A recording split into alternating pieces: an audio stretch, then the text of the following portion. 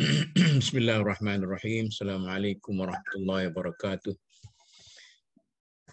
Tajuk yang akan kita bincangkan pada kali ini ialah mengenai peranan masyarakat madani.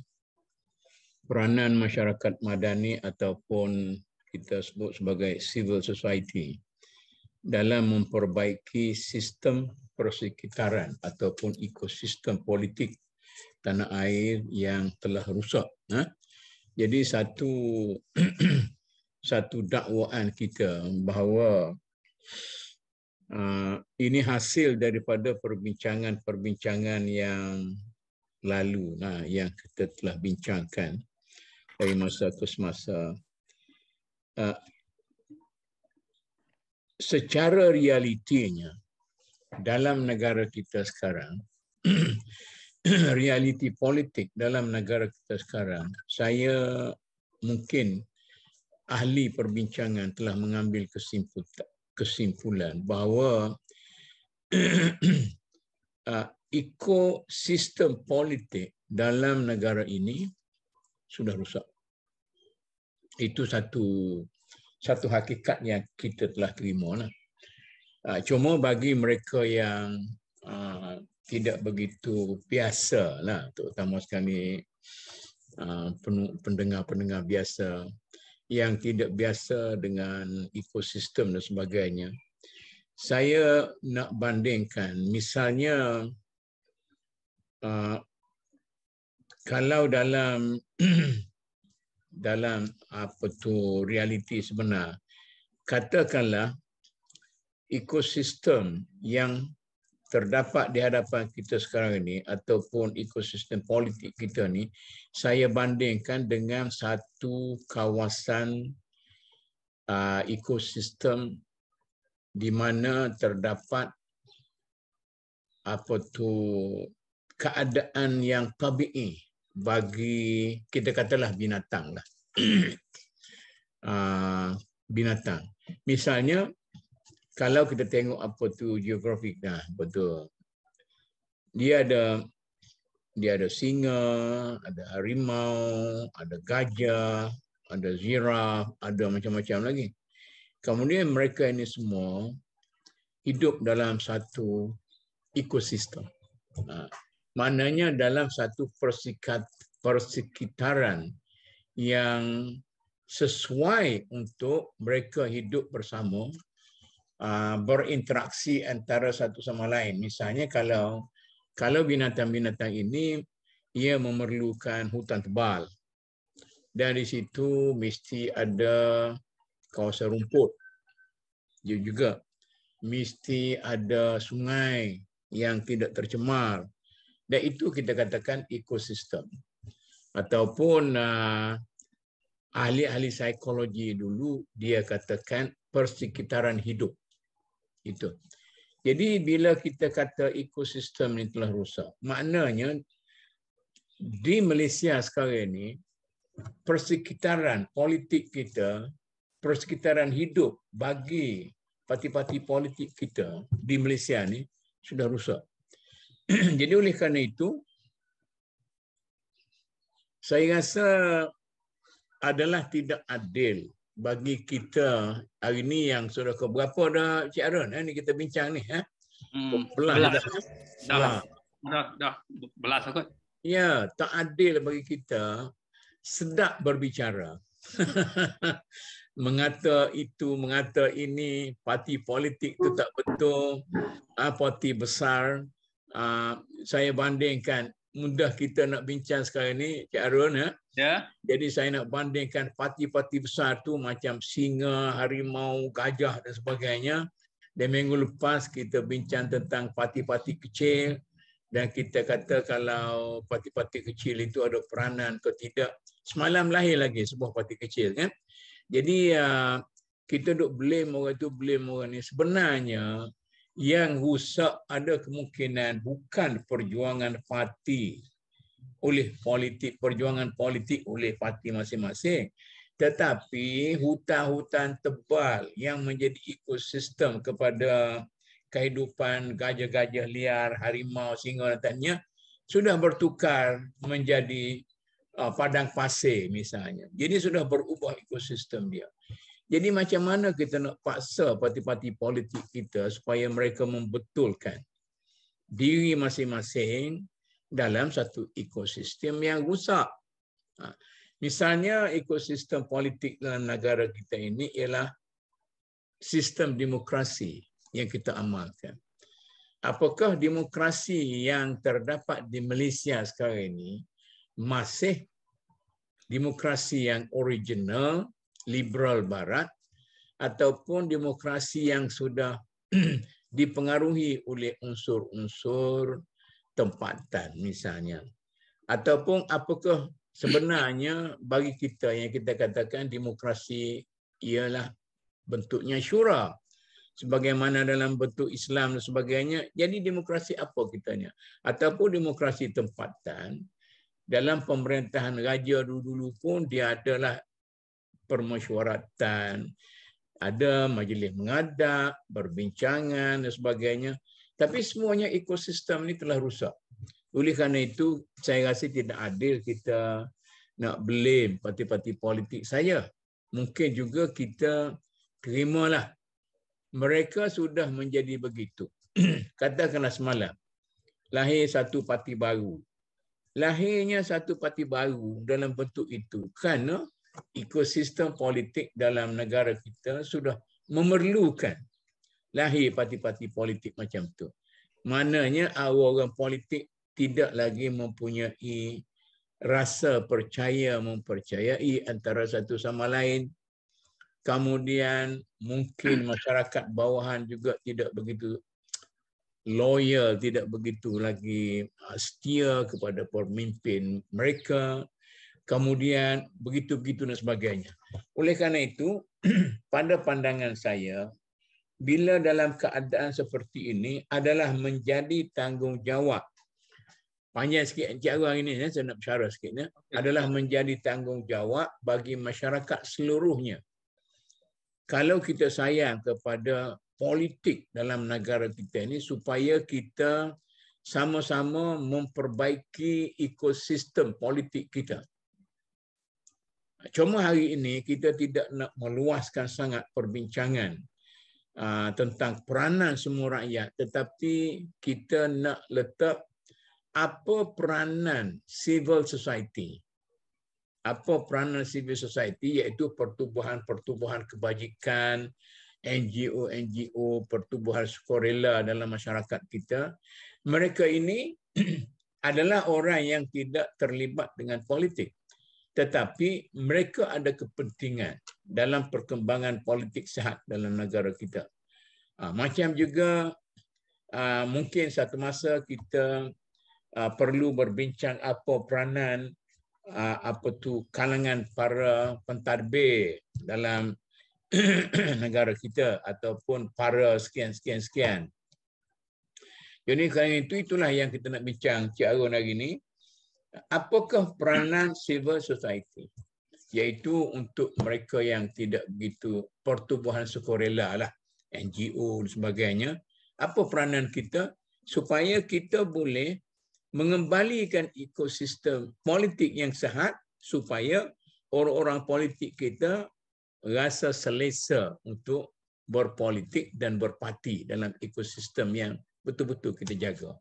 Maknanya wakil rakyat kita tidak akan kita jadikan sebagai hamba kita yang terpaksa menjadi orang suruhan kita. Nak minta duit pun daripada wakil rakyat, nak kenduri pun semua. Jadi kalau macam ni beban seorang wakil rakyat, kita boleh fahamlah mengapa wakil rakyat itu makan rasuah ataupun mengeksploitasi harta-harta kerajaan dan sebagainya. Itu yang kita nak bincangkan. Okey, Cik Arun, Cik Arun bolehlah menggunakan peranan. Sila Cik Arun, pada hari ini kita ada lagi Prof Musa dengan Siddiq ni, kalau mereka berminat kita jemputlah mereka berdua melahirkan diri masing-masing supaya kita boleh berbincang dengan baiklah, dan kita harap mereka boleh menunjukkan diri masing-masing supaya kita boleh berbincang secara yang terbuka. Okey, sila Cik Arun. Okay, Bismillahirrahmanirrahim. Terima kasih Datuk. Kalau kita dapat buat satu kesawah dalam negara kita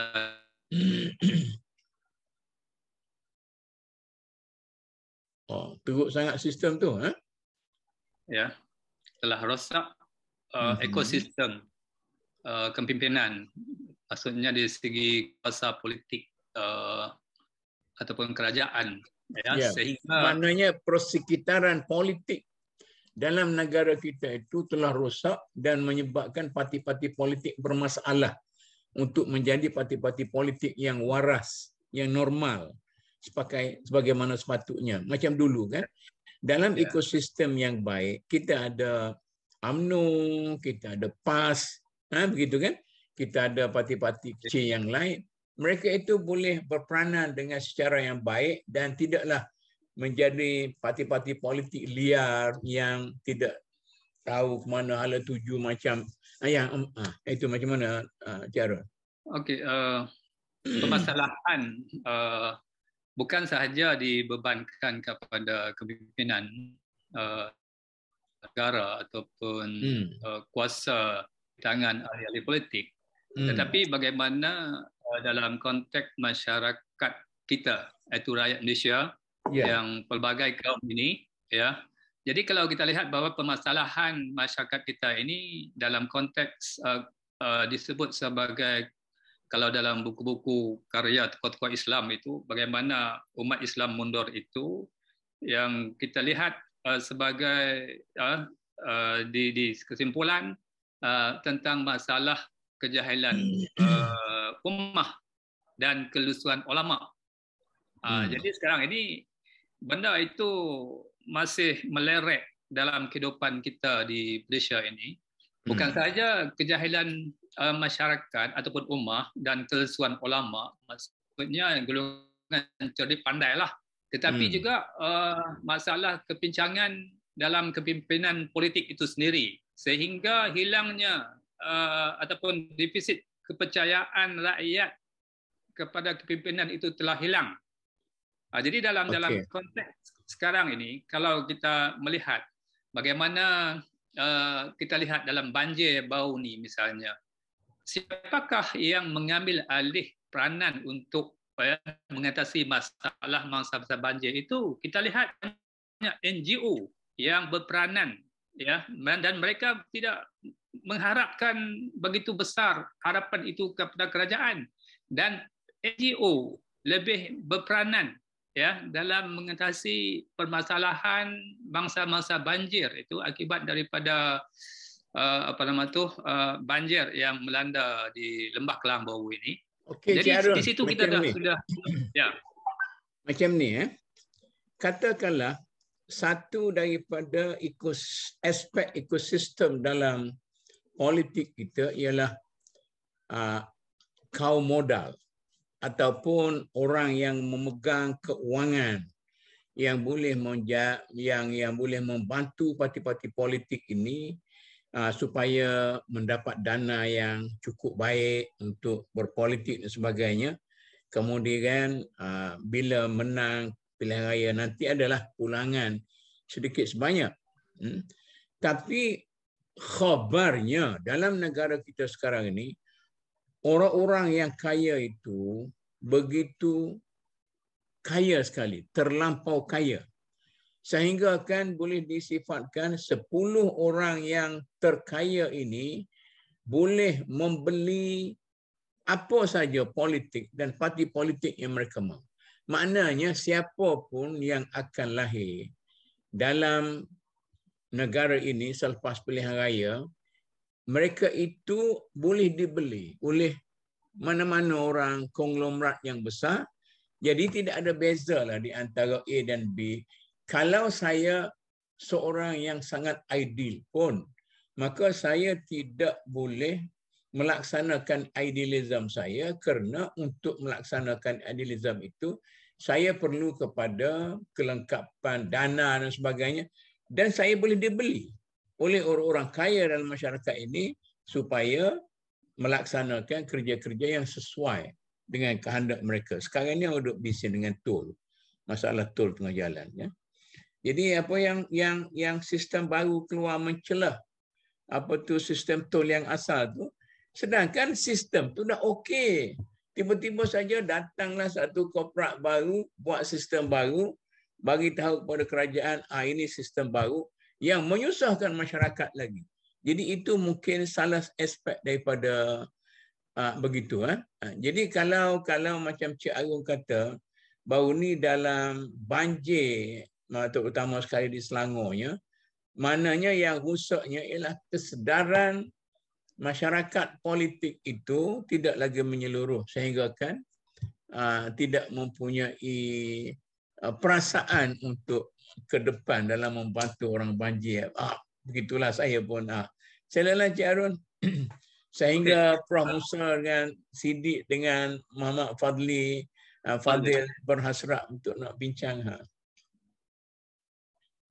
Apa kita bincang satu dulu sebelum Prof. Musa dan Siddiq sebagainya. Kalau Datuk sebut tadi tentang di belakang tabir, di mana peranan kaum pemodal ataupun golongan yang mempunyai dana yang besar yang boleh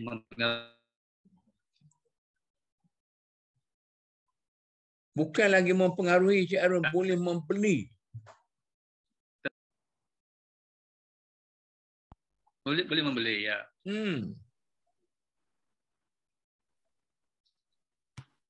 Ya. Jadi macam perkembangan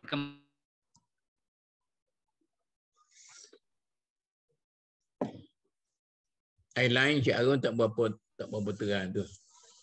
Maknanya mengikut seorang tokoh politik yang lain.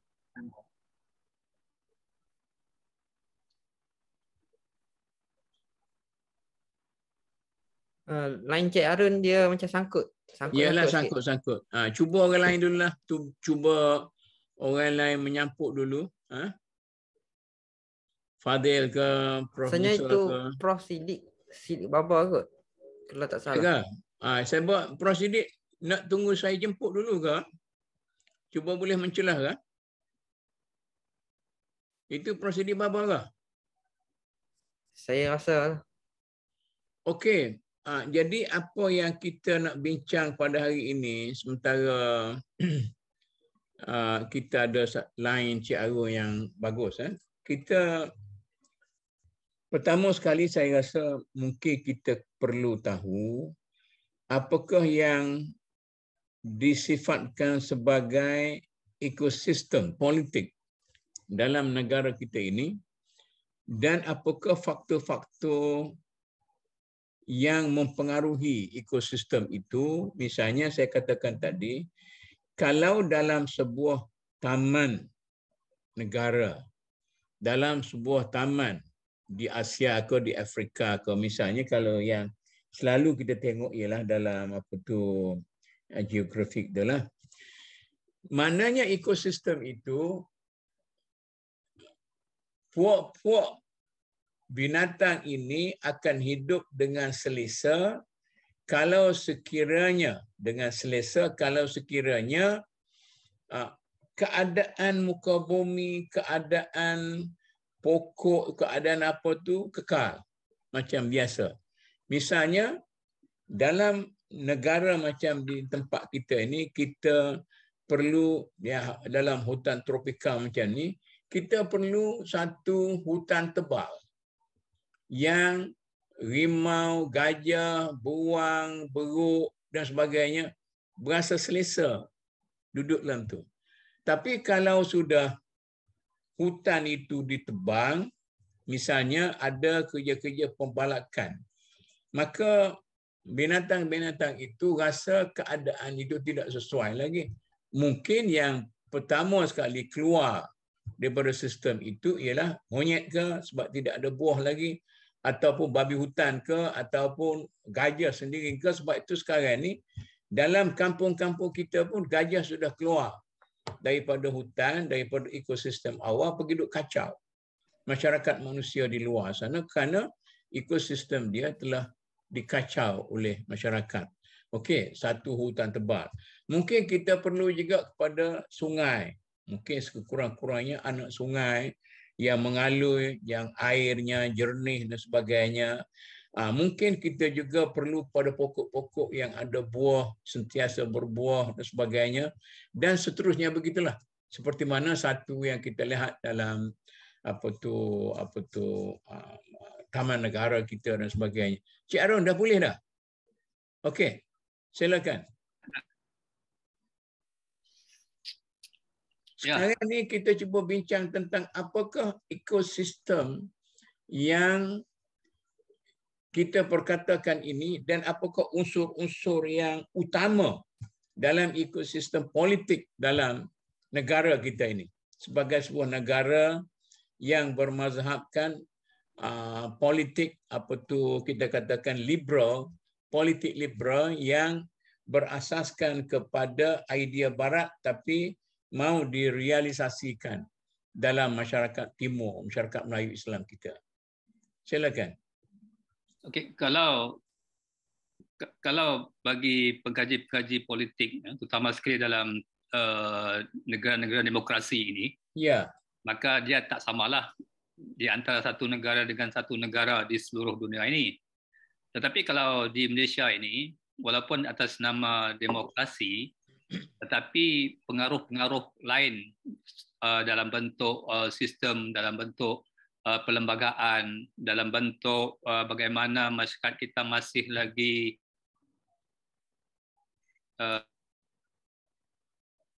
feodal misalnya. Ya. Yang Okey, kita ambillah, kita pick apa yang satu perkara yang Cik Arun sebut itu ialah satu faktor yang mengganggu ekosistem politik liberal dalam masyarakat kita ialah semangat feudalism yang masih lagi bertapak dengan begitu kukuh dalam masyarakat kita. Gitu Cik Arun? Ya. Semangat feudalism yang masih lagi mencekam kita. Ya, di samping yang kita sebut tadi itu tentang penguasaan kaum pemodal, dia berkaitan di antara kaum pemodal dengan sistem feudal ini kadang-kadang dia saling berkait. Ya. Okay. Ya, jadi dalam konteks bagaimana kalau kita lihatlah mana-mana kerajaan sekalipun selepas dia berkuasa tentu ada di belakang dia itu. Sebab apa? Sebab orang politik ini walaupun dia ada kuasa tetapi dari segi menentukan keputusan-keputusan ekonomi dia tidak memiliki kuasa secara mutlak kerana ekonomi itu dipegang oleh kaum pemodal tadi. Jadi ini di antara bahawa kita tidak dapat melaksanakan idealism politik itu. Kenapa?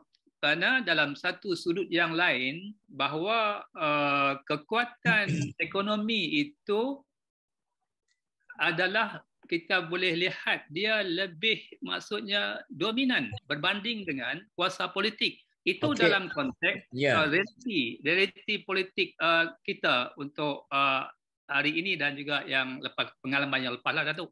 Okey, Cik Arun. Ya. Saya nak tanya mengapa orang politik kita secara umumnya dianggap oleh masyarakat sebagai orang yang suka menggunakan kuasa politik untuk mendapatkan keuntungan kebendaan? Ya. Banyak perbincangan apabila orang-orang yang masuk politik ini menjadikan politik itu sebagai satu komoditi, ya. Jadi bagi mereka politik itu sebagai satu asas untuk membina kekayaan diri, keluarga dan sebagainya. Karena ialah politik ini dalam tempoh dia 5 tahun saja. Ya, selepas 5 tahun nasib dia belum boleh tentu dia terus lagi menguasai Dan dalam tahun 40-an, 50-an, siapakah yang menjadi tulang belakang kepada UMNO?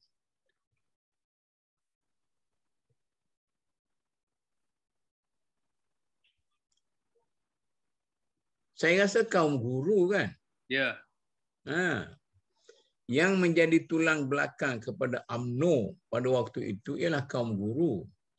Kemudian lama-kelamaan apabila UMNO sudah berkuasa dan memegang tampuk politik, maka sedikit demi sedikit orang-orang korporat, peniaga yang mempunyai modal telah menggunakan kekuatan keuangan mereka itu untuk mendapat tempat. Jadi perjuangan yang murni kaum guru dari masa ke semasa sudah terhakis. Begitu kan?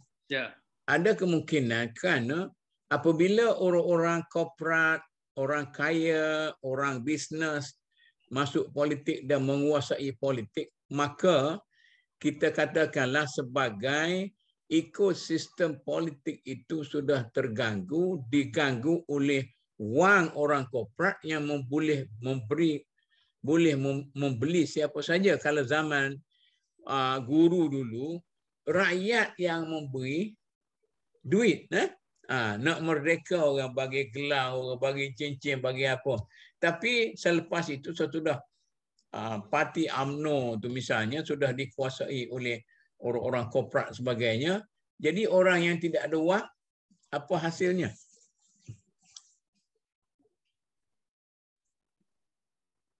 Ya, Datuk. Dari catatan sejarah begitulah sebenarnya.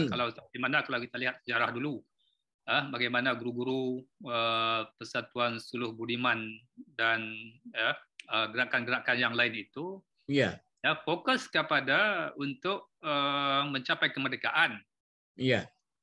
Dan selepas daripada beberapa dekad kita merdeka, pengaruh guru itu kalau kita lihat bagaimana kekuatan guru-guru dalam menentukan kepimpinan politik, terutama sekali dalam UMNO. Tetapi selepas itu peranan guru itu tidak lagi menjadi pencetus dalam menggerakkan kuasa politik. Akhirnya seperti mana yang Datuk katakan tadi itu diambil alih golongan-golongan yang berduit, golongan-golongan korporat dalam menentu hala tuju politik UMNO itu sendiri, sekaligus membentuk ataupun menguasai kerajaan. Jadi sebab itu kita melihat kalau dulu itu adakah kita dengar istilah politik wang? Tidak ada. Tetapi selepas golongan korporat ini menguasai kerajaan, maksudnya mendominasi politik UMNO, maka ketika itu istilah politik wang telah muncul dalam politik negara ini. Okey, kita perhaluskan di sini Cik Agun. Jadi kita ambil satu aspek. Apabila golongan korporat masuk campur urusan politik dengan tujuan dan objektif mencari keuangan dan keuntungan daripada kedudukan mereka sebagai orang-orang kaya yang bla bla bla dan boleh sampai kepada peringkat membeli orang-orang politik yang jujur, yang oportunis sebagainya, maka golongan orang seperti guru yang mempunyai idealisme perjuangan yang tinggi terpaksa menyingkirkan diri atau disingkirkan orang lain ataupun dengan sendiri jadi tersingkir. Maka politik pada waktu ini dipenuhi oleh bukan lagi, kalau kita balik kepada zoo negara tadi, bukan lagi lah dari yang dipenuhi oleh binatang-binatang yang bersih, yang ada cara disiplinnya, tapi sudah dipenuhi oleh benda-benda yang lain. Jadi itu kalau itu realitinya, adilkah kita ini? Adilkah kita ini sebagai orang yang cuba mengulas politik? Kita duk marah kepada orang-orang politik sekarang ni, mengapa kamu jadi macam ni? Sebab mereka itu sudah menjadi manusia dalam environment yang salah. Macam mana cara? Ya. Mereka itu sudah menjadi sebahagian daripada unsur-unsur dalam ekosistem yang rosak ini. Ya. Kalau kita lihatlah selepas daripada golongan-golongan korporat ataupun golongan-golongan yang mempunyai modal yang besar ini menduduki kuasa politik ataupun pengaruh mereka. Bukan itu sahaja, mereka itu dapat menguasai jentera pentadbiran juga, mempengaruhi. Dia boleh ultravirus keputusan pentadbir misalnya. Kalau kita lihat macam mana seorang ketua bahagian, katakan ketua bahagian UMNO, dia lebih power, kuasa dia itu lebih besar daripada kuasa seorang pegawai daerah dalam menentukan projek-projek di daerah yang berkaitan. Jadi itu satu contoh yang kecil bagaimana environment atau dalam ekosistem kita yang telah rosak ini, ya, yang telah membawa kepada kepincangan-kepincangan apabila mereka yang menguasai politik ini terdiri daripada golongan-golongan oportunis, ya, yang boleh membuat apa sahaja untuk memberi keuntungan material kepada mereka. Ya, ya. Ya, itu. Jadi dalam keadaan sekarang ni, katakanlah kita cuba memerangi politik wang. Kita kata orang-orang politik sekarang ni sudah tidak ada idealism lagi, mereka bergelombang dengan politik wang. Mampu ke orang politik sekarang ni nak keluar daripada sifat sebagai ahli politik wang, sedangkan bila masuk saja politik kita perlukan wang. Kalau Cik Arun nak masuk jadi wakil rakyat misalnya, bolehkah kita ataupun saya, bolehkah kita masuk dengan keadaan miskin macam ni dan menang pilihan raya dan kita tetap jadi orang miskin dan tidak ada wang, boleh kita survive ke sampai ujung tahun yang kelima? Rakyat datang minta duit, rakyat datang minta projek, orang korporat datang bagi duit pasal kita perlu pada duit nak bagi rakyat, kemudian kena janji bisnes dia mesti kita tolong bila pilihan raya akan datang. Bolehkah orang macam saya ni, Cik Arun? Dari segi praktikal pun tak boleh, Datuk. Sebab apa? Sebab pemikiran masyarakat kita ini telah dididik sekian lama untuk bergantung kepada orang-orang politik untuk mendapatkan kemudahan-kemudahan sama ada material dan sebagainya, terutama dari segi material lah. Sebab orang-orang politik ini telah menanam satu pemikiran di kalangan rakyat ini dari segi bagaimana kerajaan mana yang lebih baik dari segi memberi bantuan dalam bentuk BRIM ke, dalam bentuk subsidi dan sebagainya. Jadi ini telah sebahagian daripada orang politik ini sebagai cara, ya, untuk mengembangkan pengaruh. Ya. Saya nak tanya Cik Arun, dalam daerah Cik Arun, bantuan-bantuan material. Jadi selamanya Jadi selamanya pemikiran masyarakat akan terarah kepada kebergantungan, ya. Kalau kerajaan memotong subsidi, memotong bantuan, maka dia tidak menjadi popular. Jadi ini sebahagian daripada perkara yang negatif sebenarnya yang sebahagian daripada pemimpin untuk melonjak mereka di kalangan rakyat. Jadi kalau kita lihat dalam konteks ini adalah sebahagian daripada perkara-perkara yang sukarlah kita nak ubah cara mentaliti rakyat sebab benda itu datang daripada kepimpinan politik itu sendiri. Okey, kita tengok realiti dulu. Kalau kat daerah Cik Arun, adakah masjid yang dibina oleh masyarakat sekarang? Ada sebahagiannya daripada dana masyarakat dan selebihnya daripada dana kerajaan. Maknanya asasnya ialah kerajaan lah. Asasnya, ya, bantuan kerajaan lah di samping dan samping masyarakat dengan inisiatif mereka sendiri. Ya, kerana projek buat masjid ini memang mendapat sambutan sebagai jariah, lonjakan. Kalau tak cukup, kita minta kepada kerajaan. Jadi itulah di mana-mana pun saya rasa suasana yang sama ataupun fenomena yang sama berlaku. Tapi zaman dulu, sebelum daripada merdeka, semuanya ditanggung oleh rakyat. Ya.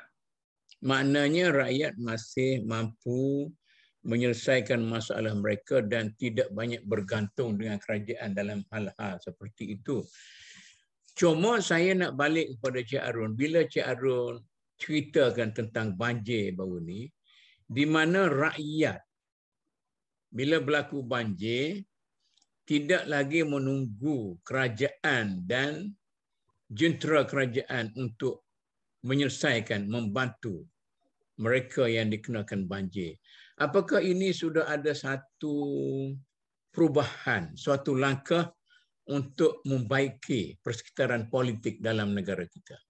Di mana sedikitlah masa lagi, orang tak kisah lagi lah tentang bantuan kerajaan, tak kisah lagi tentang subsidi. Jadi masyarakat kita sudah sanggup dan bersedia serta mampu untuk keluar daripada apa yang disebut sebagai masyarakat subsidi yang sangat mengharapkan mata benda daripada orang-orang politik. Jadi dengan cara itu ada kemungkinan persekitaran politik kita dari segi itu boleh kita baiki.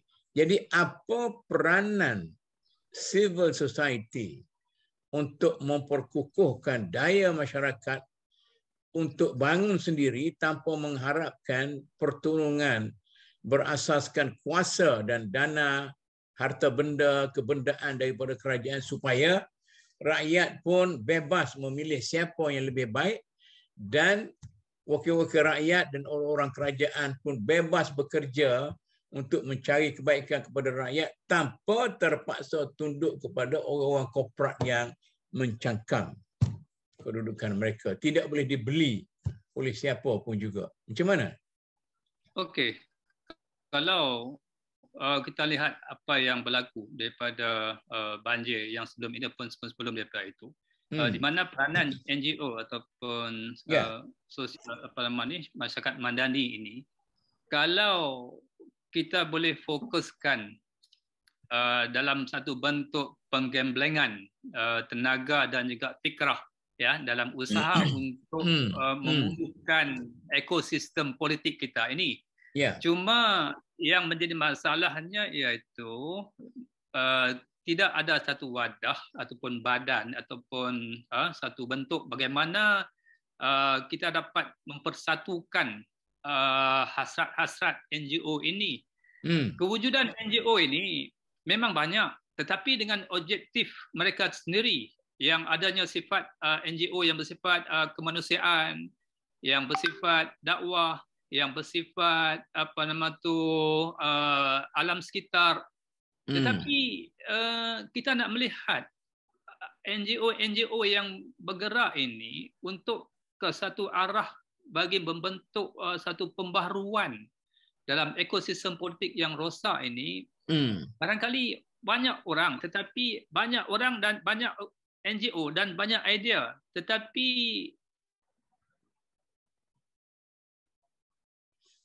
Cik Arun. Cuma masing-masing kemungkinan. Ya. Cik Arun, yang saya heran, saya ni kan pengurusi MDN dah. Saya pada setiap hari saya melawat dewan-dewan, panel-panel yang ada di bawah MDN.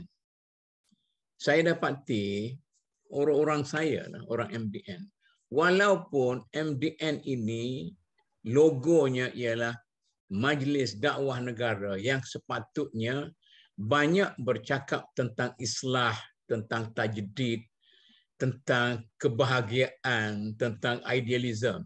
Tetapi ternyata 50% lebih daripada para ahli dan pengikut MDN sendiri suka berkelahi politik dalam grup masing-masing.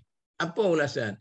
Jadi bolehkah saya nak kaitkan bahawa sehinggakan orang-orang NGO dan civil society sendiri telah terjerumus dalam bahana kemungkaran politik akibat daripada kerosakan persekitaran politik atau ekosistem politik dalam negara kita. Semalam satu grup itu telah ditegur oleh Tun Hamid, bekas ketua hakim negara. Dia kata, saya nampaknya grup ini pun macam grup-grup yang lain juga asyik bercakap tentang politik. Cakap tentang politik pula, politik perbalahan, bukan politik perpakatan. Jadi bolehkah saya nak blame ahli MDN dan pengikut MDN, tapi saya tak boleh nak blame lagi sebab mereka sudah menjadi mangsa kepada ekosistem politik yang rusak. Ini kita nak bincang hari ni. Jadi saya terpaksa sebut MDN itu hanya sebagai contoh lah. Nak sebut orang lain, takut orang lain marah. Macam mana? Benda ini memang kita tak dapat elakkan akibat daripada rasa gairah sebahagian daripada orang-orang kita ini, ya, terutama orang Melayu, orang Islam ini, yang sifatnya ingin melihat suasana politik itu, ya, sebagai suatu perkara yang besar. Kalau kita lihat siapa-siapa pun sehingga kepada level orang-orang ternama, golongan cerdik pandai sebagainya pun banyak fokus kepada persoalan tentang politik dan survival.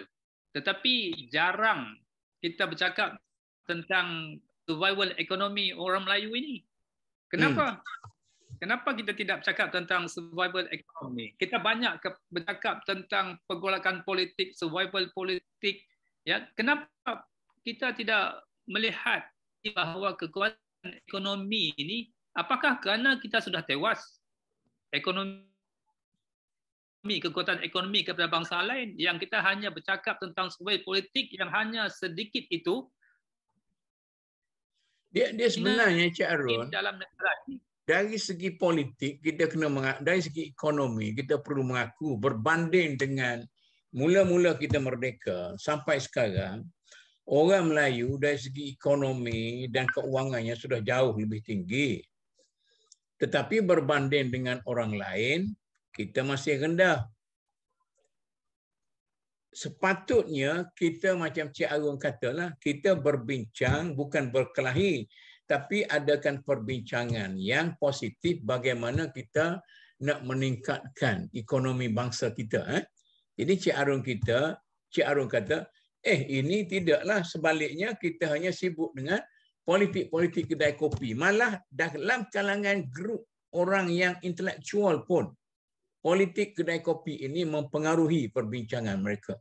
Yang inilah yang menyebabkan saya rasa mungkinlah hari ini saya timbulkan sikit persoalan ini. Saya tidak pernah timbulkan hal-hal seperti ini. Jadi saya nak tegur mereka, saya rasa apakah mereka yang menyebabkan rusaknya ekosistem itu ataupun mereka juga menjadi mangsa kepada kerusakan ekosistem politik dalam negara kita. Jadi semua orang bila berhadapan dengan masalah politik jadi sewel. Maknanya ekosistem politik terlampau rusak dalam negara kita ini, telah merosakkan pemikiran dan sikap serta idealisme bukan sahaja orang-orang politik tetapi masyarakat biasa pun bila berhadapan dengan isu politik sudah menjadi rusak. Macam kita katakan, kalau monyet yang selalu makan buah tu, dia tidak suka lagi makan buah, dia suka makan rumput.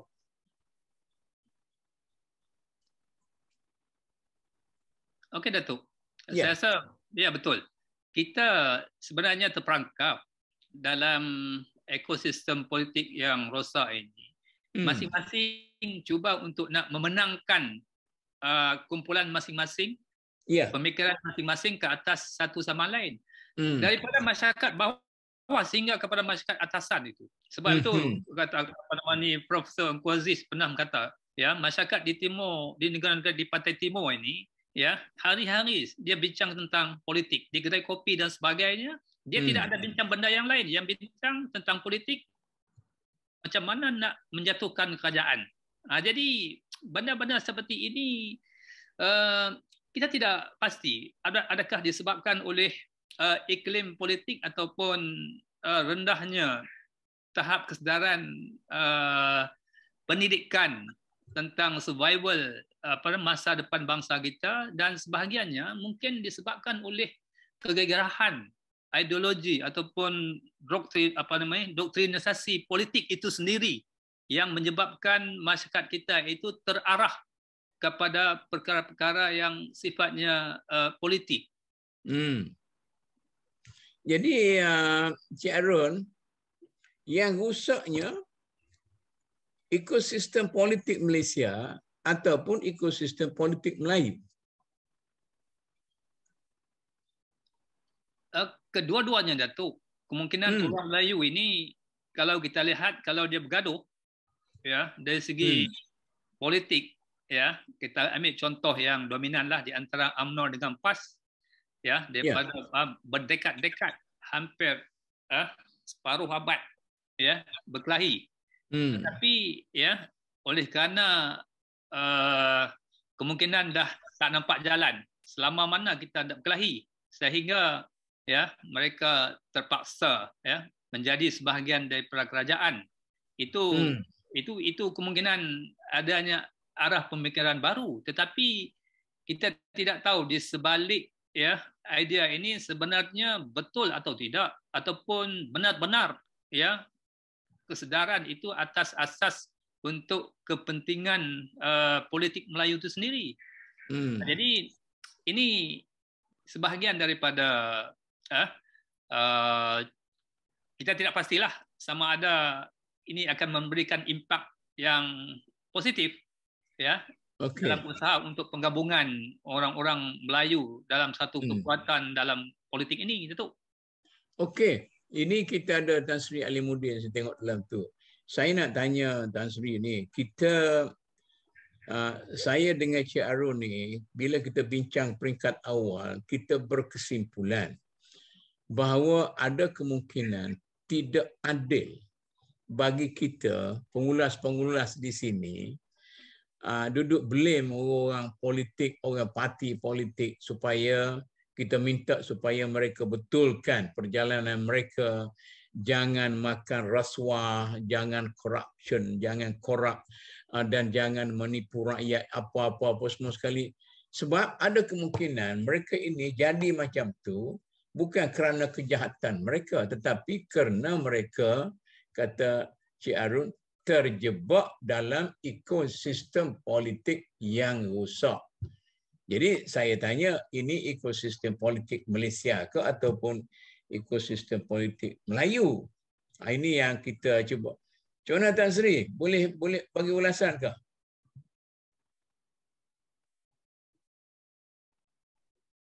Prof Musa, Mak Fadil, Mak Azam, tak ada orang nak sambung ke? Assalamualaikum Datuk. Salam. Ya, saya alhamdulillah saya dengar perbincangan tu agak bukan berat ke mana-mana, tetapi saya pada pendapat saya sendiri, saya lihat politik masyarakat kita bukannya mereka itu sebenarnya terjebak dan juga menjadi mangsa akibat daripada parti politik ataupun pucuk pimpinan kita yang tak stabil, ataupun dia punya macam contoh dalam keluarga lah. Kalau mak bapak dia tu berkelahi, anak tu walaupun nampak belajar, pergi buat kerja main bola ke apa, tetapi masih lagi tergugat disebabkan oleh bila balik jiwa dia ataupun fikiran dia masih memikirkan apa sebenarnya pergolakan yang berlaku. Sebab kalau kita tengok daripada segi ke ekonomi masyarakat Melayu ni, kalau yang berniaga, alhamdulillah dia lebih mampan, lebih berjaya berbanding dengan yang lain. Jadi pengukuran kita pun daripada pemikiran kita, pengukuran kejayaan kebanyakannya daripada segi kebendaan, keuangan, dah terbawa-bawa bukan sahaja daripada peringkat bawahan sampai ke peringkat atasan. Kita boleh kata surat kuning pun boleh terlibat juga. Okey. Tidakkah maknanya ini Fadil berpendapat bahawa aspek ekosistem kepimpinan politik dalam negara ini telah rusak. Mana ekosistem kepimpinan, begitu kan? Soal pewarisan, soal pembahagian kuasa, soalan macam mana? Cuba lanjutkan sikit. Daripada segi semangat pembelaan dan perjuangan membantu rakyat tu dah pupus lebih kepada dipengaruhi oleh pihak-pihak yang menyokong dan membantu dia menang. Itu yang buatkan dia, prinsip dia sendiri untuk memperjuangkan hak masyarakat dia, keluarga dia, mungkin cair dalam perjalanan dia nak naik ke atas. Jadi apabila dia naik ke atas, dia memikirkan yang terdekat dahulu. Itu yang kebendaan dan sebagainya. Jadi perjuangan dia telah dicairkan disebabkan oleh pengaruh keuangan dan kebendaan. Bukan nak kata betul lah, kita tak boleh salahkan orang. Pembawakan mereka berbeza-beza. Tetapi macam contoh tadi Datuk kata, kita sanggup berkorban. Emas, perak, apa semua kita sambut berkorban untuk mendapatkan kemerdekaan, membantu UMNO pada peringkat awal. Tetapi sekarang ni masyarakat dapati bahawa yang saya nak katakan bahawa bukannya dia tu asyik bercakap politik kopi dan sebagainya, tetapi oleh kerana masyarakat Melayu ni boleh dikatakan 80% tu memang bekerja dengan kerajaan. Jadi kalau kerajaan tu sikit sebanyak jadi cikgu pun ada pengaruh politik, bekerja di universiti pun ada pengaruh politik, di korporat tertentu pun, tabung haji pun ada pelantikan politik. Jadi sikit sebanyak dia akan memikirkan. Jadi dalam keadaan dia menjadi mangsa, dalam keadaan yang tak stabil tu, dia akan memikirkan bagaimana, apa dia tujuan, apa dia impian dan vision orang atas nak bawa mereka. Sebab kalau ikutkan, kita bukan dapat banyak apa pun. Kebanyakan bila banjir, kita reda dan kita usaha untuk memperbaiki diri kita. Bukan kita dapat bantuan sangat daripada kerajaan. Tetapi kita nakkan kerajaan itu prihatin. Seperti mana NGO telah menunjukkan tindakan mereka. Jadi kita nak juga pemikir ataupun pemimpin-pemimpin kita yang mewakili kita tu sama-sama memikirkan bagaimana nak membantu diri kita. Sebab kita juga yang tak prihatin lagi ke gambar-gambar ni gambar menteri-menteri pergi basuh longkang ke, pergi basuh kaki lima rumah yang tak kena banjir ke, macam tak prihatin lagi? Belum. Sebab kita tahu bahawa kebanyakan benda itu berlaku memang untuk populariti sahaja. Dia kalau daripada awal-awal lagi dia dah menyumbang bakti itu, kita tahulah peringkatnya setakat mana nak populariti mana Cik Fadil. Pergi basuh rumah yang tak kena banjir, masuk dalam apa tu video, apa tu ramai pula wartawan duk lebih pada populariti lah tu. Itulah. Macam mana ni? Penipuan. Dia bukan nak kata gimmick, ada juga sumbangan ikhlas tu. Ya, ikhlas. Kita akui benda itu. Saya gurau tadi tu. Saya ni orang suka bergurau. Cuma yalah, kalau kita tengok sebenarnya politik Malaysia kita ni sebenarnya telah tersasar tujuan dan matlamat dia. Kalau nanti saya nak tanya dua-dualah, Cik Fadil dengan Cik Arun ni.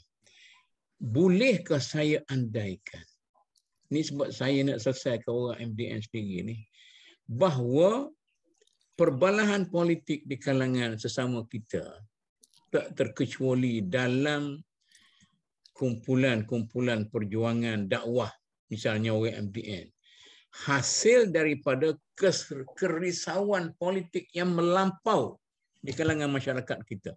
Maknanya dia terlampau risau dengan keadaan politik. maka menyebabkan mereka mana-mana pun kelahi tentang politik. Betul macam tu? Saya akui punya persoalan. kita punya fokus lari, betul. Kerisauan kita menyebabkan kita hilang fokus bahawa apa yang kita usahakan, yang kita kerjakan sepatutnya boleh kita teruskan dan majukan. Tetapi bila kita risau tentang, contohlah tadi katakan keluarga tadi kan, anak-anak tu risau tentang mak bapak, jadi dia terlupa kerja hakiki dia, kerja buat dia. Kadang-kadang dia terlupa keluarga dia sendiri yang perlu dia majukan. Jadi kita ni memang daripada dulu saya nampak masyarakat Malaysia Melayu amat berpegang teguh kepada pemimpin. Kita sanggup berkorban untuk membantu negara ni naik, maju dan merdeka. Jadi kalau atas tu elok, insya-Allah kita pun kerja buat kita lebih ikhlas, guru-guru pun mengajar, pensyarah pun dengan lebih seronok. Kita menyumbang bakti. Bukan kerana, tapi disebabkan oleh sogokan yang dikatakan kita ini sebagai masyarakat subsidi. Dengan sendirinya kalau pemimpin pun berkata macam nak kata politik wang. Betul, memang kadang-kadang kita tengok bila ahli pemimpin kita tu bercakap, ahli politik itu bercakap je berkenaan keuangan, dia lain. Daripada segi pembelaan masyarakat, dia lain. Dia punya pemberat. Jadi masyarakat kita akan dapat menilai dah sekarang ni. Sama ada perlu ataupun tidak menunggu ahli politik kita bertindak ataupun bertindak sendiri. Kemungkinan besar kita memerlukan macam Pak Jokowi dia memberikan semangat. Dia memberikan kata-kata yang dapat mengubah paradigm pemikiran manusia, masyarakat tu kepada lebih positif. Jadi nak kata dia masyarakat kita bercakap lebih terjerumus kepada politik ni, dengan sikit sebanyak memang kita terpengaruh sebab kita kebanyakannya kerja dengan kerajaan. Yang kerja sendirian, yang kerja perniagaan dan sebagainya, dia juga ingin melihat peluang-peluang yang boleh dibuka oleh dasar-dasar yang dibuat oleh kerajaan. Bagi saya, tadi saya dengar boleh atau tidak kita berubah. Saya rasa kita boleh berubah. Pakcik kentang orang kata pakcik kentang. Bagi saya dia juga boleh mengubah masyarakat dia, sehingga saya nampak masyarakat di situ pun mengenali dia, sumbangan dia. Bukan nak kata dia tu betul-betul kaya raya. Dan orang lain tuan-tuan pilihan raya ni dia masuk calon. Itu. Kebanyakan saya rasa masyarakat kita mula melihat dan menilai pemimpin-pemimpin yang macam tu. Tetapi adakah benar kita masih memerlukan peruntukan, sumbangan, keuangan untuk kita masuk mula jadi calon? Itu yang masih banyak di fikiran masyarakat lah. Macam Datuk kata tadi kan, kita nak masuk calon kurang-kurang je 50,000. Ada. Kena ada. Tapi kalau tak ada kekuatan keuangan tu, macam mana? Sedangkan yang mana kita dah pegang jawatan-jawatan tertentu, saya nampak kebanyakan kita ni terpaksa, kita bila dalam kerajaan, pembuat dasar kita pun tidak begitu membela masyarakat. Dasar perumahan, dasar alam sekitar. Kalau dah 40 tahun buka ladang durian, takkanlah pemerintah kita tak pernah tahu dalam tempoh 40 tahun tu sampai pokok dah keluar hasil. Jadi apabila berlaku banjir, memang kita nampak balak dah dipotong dan sebagainya. Kesan kesedaran masyarakat yang ditimpa masalah banjir ini memang terkesan. Mereka mesti mencari alternatif kepada pemimpin yang akan mereka pilih. Dan mereka-mereka yang berada sekarang ni memang di hujung tanduk sebenarnya. Kalau ikutkan, cuma mereka mempunyai kekuatan ialah bila dah masuk jadi Dewan Parlimen, dapat pencen-pencen tertentu. Jadi pribadilah. itu mereka selamat. Dan Cuma saya nak untuk tanya lagi, masyarakat. tadi saya ada bincang dengan Cik Arun. Tadi saya nak tanya Saudara Fadli. Tadi saya dengan Cik Arun setuju monopoli ekonomi merupakan satu aspek yang asas bagaimana environment politik dalam masyarakat kita menjadi rosak kerana adanya konglomerat besar yang berminat untuk mencari untung bagi perniagaan mereka melalui sogokan kepada orang politik. Maknanya you nak masuk pilihan raya, okey saya sponsor. Okey? Bila saya sponsor, maknanya bila awak menang, awak menjadi hamba pek saya lah. Saya nampak di situ memang kebanyakan tujuan mereka mestilah mendapat pulangan. Apa yang telah disumbangkan, dia nakkan pulangan balik. Tetapi kalau kita lihat sumbangan-sumbangan ini, mereka pun ialah kalau kita naik bukan kita pakar semua bidang, betul tak?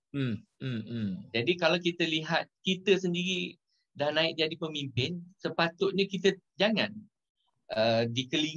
dibiarkan diri kita itu dikelilingi oleh orang-orang ini.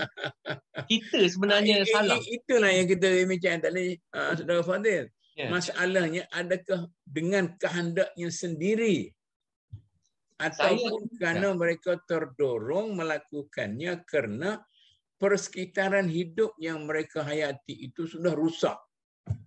Ya, saya ada pengalaman dan saya memerhatikannya sendiri.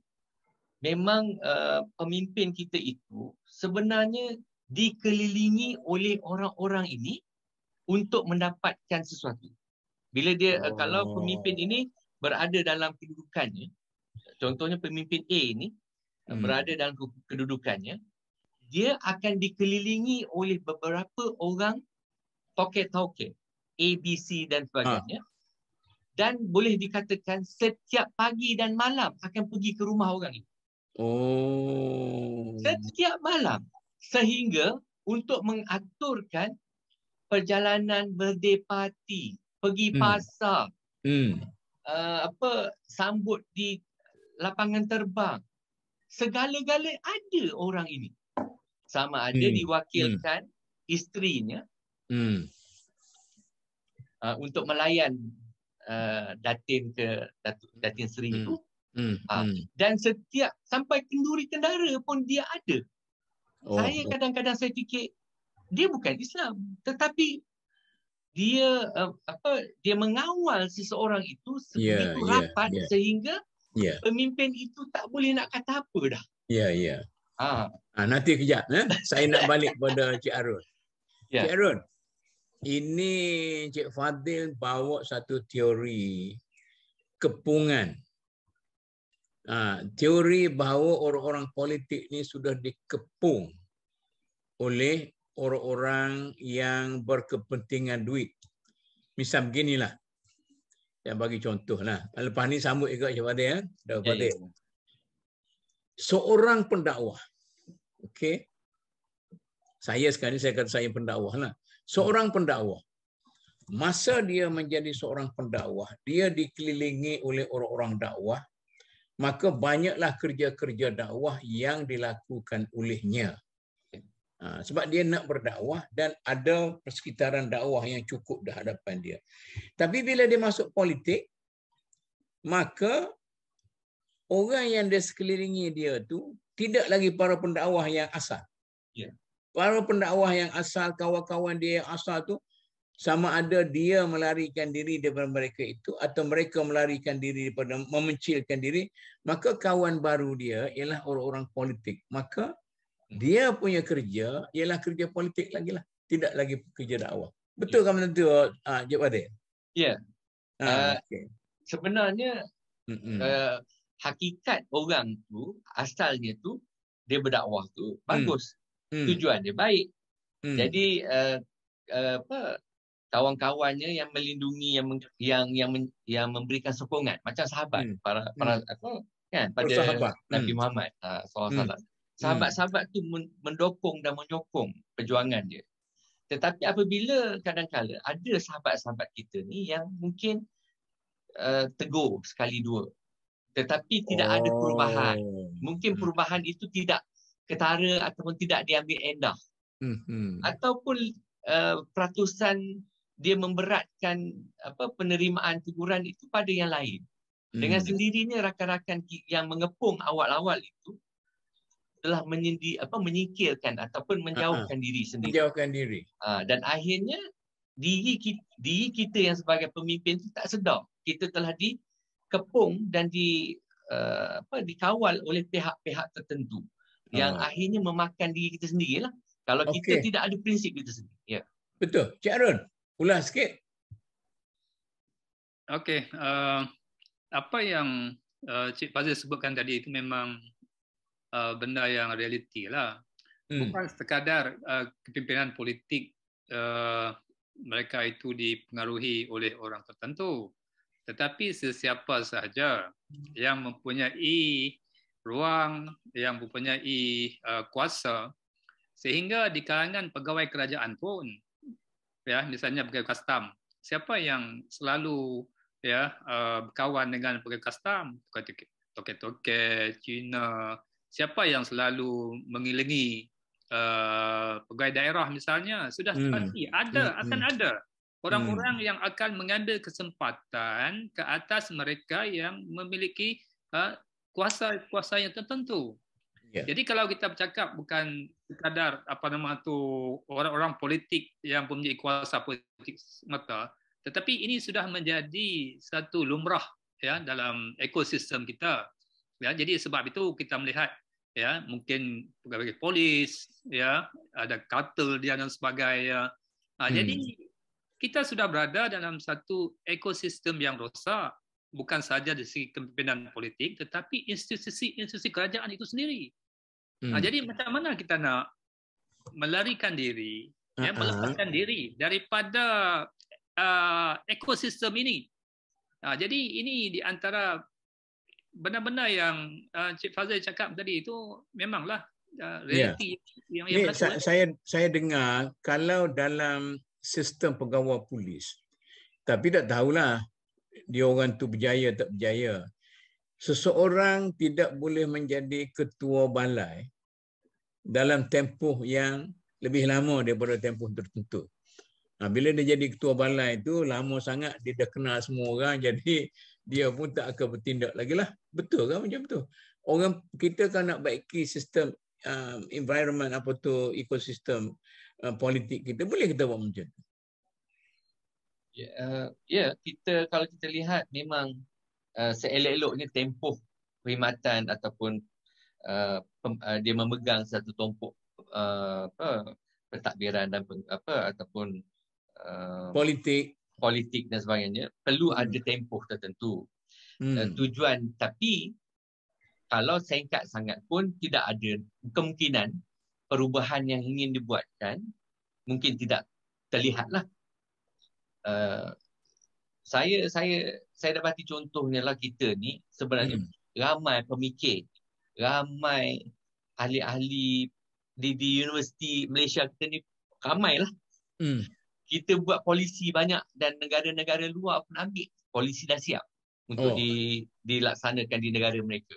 Kita ni membuat kertas kerja memang pakar, saya rasa orang Malaysia, tetapi implementasi di negara sendiri itu kurang. Sebab itu bagi saya, kita ni kadang-kala bila kita lantik seseorang, sama ada kita fikirkan tempoh perkhidmatan kita tu singkat, maka kita perlu menjalankan beberapa perkara dengan cepat. Ada pihak-pihak tertentu yang mungkin tergugah dalam organisasi tersebut. Saya ambil sistem nilai pula. Sistem nilai. Saya nak bagi contoh. Agak tu Mahathir tak mahu kat saya lah. Perdana Menteri yang paling lama berkhidmat dan paling banyak sumbangan dan kejayaannya. Begitu kan? Ya. Tetapi paling banyak juga yang meruntuhkan nilai-nilai sedia ada sehingga kita punya ekosistem politik sudah bertukar. Maknanya capur dan tolak itu begitu bila kita ni menjadi orang yang lama duduk di situ. Apakah teori itu betul ataupun kita boleh faham dengan satu cara yang lain? Ini daripada saya andaikanlah, saya andaikan. Kalau kita lihat, alhamdulillah betul, sumbangan Tun Mahathir amat besar. Sampai diiktiraf di seluruh negara. Dunia pun mengiktiraf. Sebenarnya saya lihat dia memiliki pentadbiran dan kepimpinan yang berubah. Dia mempelajari, dia berubah daripada peringkat dulu mungkin dia buat silap. Tetapi kemudian pada peringkat akhirnya dia menyedari. Dan alhamdulillah dia menyedari. Tetapi semasa dia masih lagi memegang pucuk pimpinan, dia meletakkan jawatan untuk melihat kesinambungan ahli-ahli politik lain yang akan meneruskan perjuangan semasa dia ada lagi. Tetapi apa yang ingin dilihat tidak berlaku. Ataupun usaha yang dia ingin teruskan untuk negara seakan-akan tidak dapat agenda itu dipotong, disailang, orang kata bahasa sekarang ni sailang. Kemudian mereka membuat dasar-dasar baru, kaedah-kaedah baru. Kadang-kadang memang kita bila kita jadi pemimpin tidak semestinya kita mewujudkan semua yang baru. Kalau apa yang telah ditunjukkan oleh Rasulullah itu betul, kita ikutlah. Tapi kalau setiap kali bila Rasulullah tak ada, kita nak buat benda yang baru, sampai bila kita nak menjayakan satu-satu vision ataupun misi negara tu? Itu yang saya nampak dia lihat, dan ada pihak-pihak yang memohon bantuan daripada Tun untuk mengubah. Tetapi dia pun sekarang ni saya nampak dah slow sebab dia tahu bahawa umur dia tidak lama. Dan dia cuma menyumbangkan bila diminta bantuan sebab dia nak memperjuangkan tu, perjuangan dia dah sampai satu tahap, cuma tidak ada dia nampak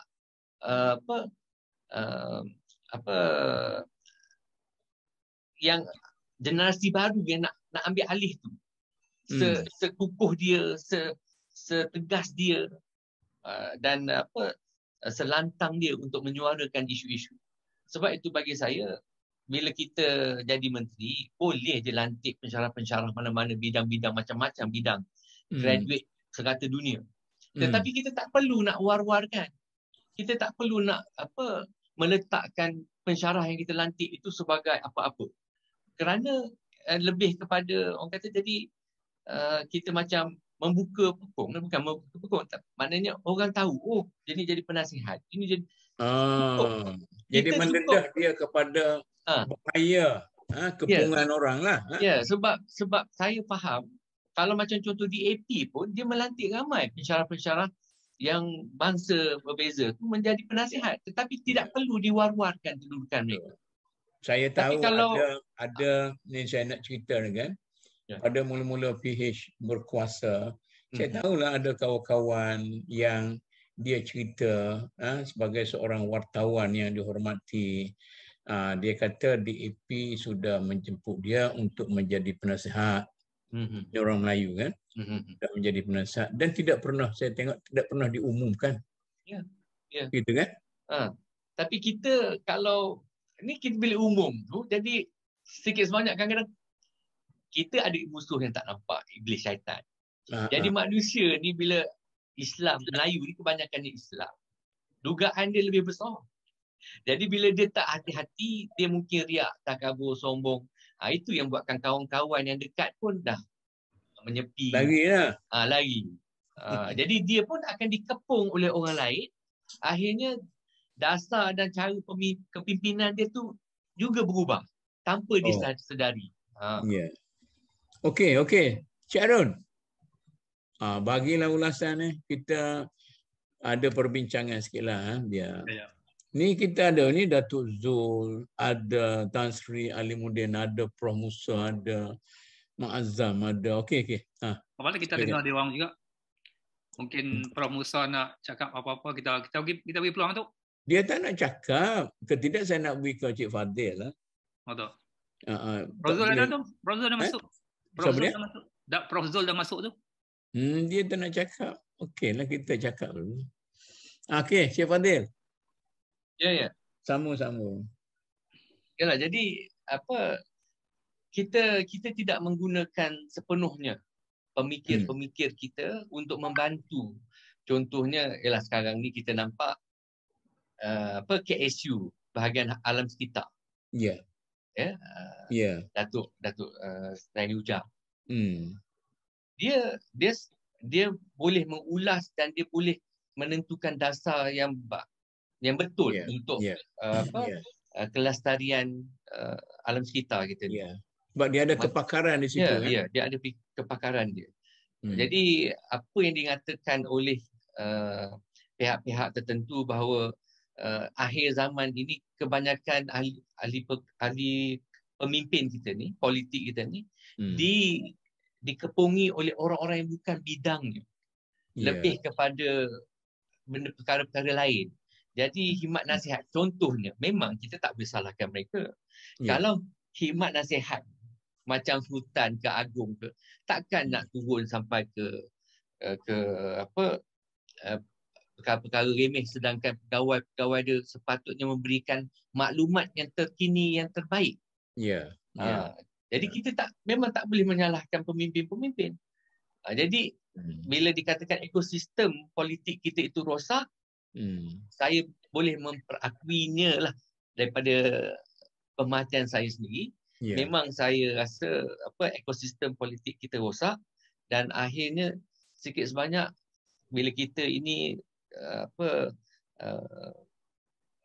kaki tangan kerajaan, maka kita akan membincangkan perkara-perkara politik ini sehinggalah kita nampak rasa sedap dan kukuh. Stabil. Saya nak timbulkan baru. Undi 18. Orang umur 18 tahun boleh jadi calon, boleh jadi wakil rakyat. Apakah ini akan memperbaiki ekosistem politik dalam negara kita atau boleh merosakkan lagi? Kalau tengok kepada umur 18 tahun ni, bukan kita nak mengurangkan bahawa kita nak menyatakan bahawa mereka tidak mempunyai pemikiran yang baik. Sebenarnya mereka boleh berfikir, mereka juga boleh memberikan pendapat dan juga hala tuju tertentu mengikut peringkat mereka. Sebab kalau mereka boleh mewakili kelompok ataupun golongan mereka, insya-Allah mereka juga boleh memperjuangkan pada peringkat golongan mereka itu. Sebab kadang-kadang kita ni pada peringkat yang dah lebih ke atas, mungkin kita terlupa cara pemikiran budak-budak muda ni, kehendak mereka dan sebagainya. Tetapi kita juga mestilah menjadi orang yang lebih suka mendengar. Macam Datuk sendiri saya nampak suka mendengar. Itu kurang. Sebab saya takut kepada orang kata yang paling bodoh sekali dalam dunia akademik ialah Profesor Kanan. Itu saya suka mendengar tu. Takut orang kata bodoh. Dia cakap banyak. Dia kalau bagi saya orang yang mendengar itu dia akan memberikan peluang untuk menerima maklumat-maklumat itu sehingga yang terakhir. Sebab setengah-setengah orang bila dia komunikasi itu dia nak sampaikan tak habis, kita dah potong, tak cukup mendengar ni. Kita tak tahu tujuan utama orang-orang itu memberikan maklum balas. Bagi saya, kita balik kepada orang-orang muda tadi. Sejauh mana kita boleh mengharapkan golongan muda daripada 18 ke atas ini untuk membantu kita dalam memperbaiki ekosistem politik kita yang rusak, yang saya tidak nak katalah dirusakkan oleh sesiapa, tetapi oleh kerana tidak ada maintenance yang cukup. sejak kita merdeka sampai sekarang ini, mungkin kalau ekosistem politik kita ibarat sebuah rumah, kita punya maintenance tu tak cukup. Tembus di situ, bocor di sini. Saya ni orang Kelantan, Cik Fadil. Saya dengar cerita dalam wayang kulit tu, dia ada satu watak nama dia Wak Yah. Orang kata, Wak Yah, rumah kamu ni bocor ni. Dia kata macam mana? Ini bukan bocor. Bocor ni keluar air sikit. Tapi ini tak ada atap langsung. Orang tak panggil bocor pula. Jadi itu benda macam tu. Dari segi maintenance, ekosistem politik kita telah diabaikan oleh orang-orang tua kita yang mungkin ada sebab-sebab tertentu. Apakah kekurangan ini boleh ditampung oleh orang-orang muda yang akan masuk secara berduyun-duyun sikit lagi dalam politik, sistem politik kita? Saya lihat golongan muda ni dia perlu kepada satu sistem iaitu mentor-mentee oleh pihak pemimpin yang lebih senior lah. Oh masih? Jadi pemimpin-pemimpin yang ada yang pernah memegang jawatan perlu menjadikan mereka itu kelompok yang perlu dididik dan dipimpin sebelum mereka masuk dalam pencalonan dan sebagainya. Sebab itu bila kita berikan kepercayaan pada mereka, mereka akan rasa teruja dan bersungguh untuk. Saya lihat sendiri di universiti-universiti pun ramai pelajar-pelajar yang dikatakan belia dan sebagainya. Mereka sebenarnya mereka lah yang menjalankan banyak aktiviti-aktiviti di universiti. Tetapi ada juga pihak-pihak tertentu yang mengambil kesempatan oleh kerana pelajar-pelajar ini terlalu ikut je sehingga dijadikan contoh hidung macam lembu. Jadi itu yang kadang-kadang kita kena fikirkan bagaimana pemimpin yang ada sekarang ini menjadi mentor kepada pemimpin yang akan datang, sebab kita kena menyediakan barisan untuk mengambil alih dengan kesediaan mereka. Sebab itu saya tengok kalau kelompok-kelompok parti politik yang bangsa lain, mereka telah menyediakan peluang itu. Mereka lantik mereka-mereka yang ada kedudukan, yang ada pemikiran, yang ada kelulusan supaya tidak ada timbul masyarakat mempersoalkan lagi. Tetapi mereka sediakan dalam parti mereka itu, kelompok-kelompok itu dipimpin dan dibimbing. Apa tujuan dan misi satu-satu parti perjuangan itu? Ini macam-macam kit siang buat kepada orang-orang muda dalam PAP kan? Ya. Sehingga ada juga kelompok-kelompok kita yang mungkin rasa tersisih, ada ikut parti. Jadi kita rugilah bakat-bakat yang ada ni. Sebab memanglah kalau kita bukakan umur 18 tahun ni terus masuk pencalonan, saya rasa banyak perkara yang akan kita perlu tangani lah. Sebab mereka juga bukan biasa dengan sistem-sistem pentadbiran, pengurusan dan sebagainya. Even human factor itu sendiri pun terlalu isu-isu masyarakat pun terlalu besar untuk mereka faham. Sekarang ni, macam mana kita boleh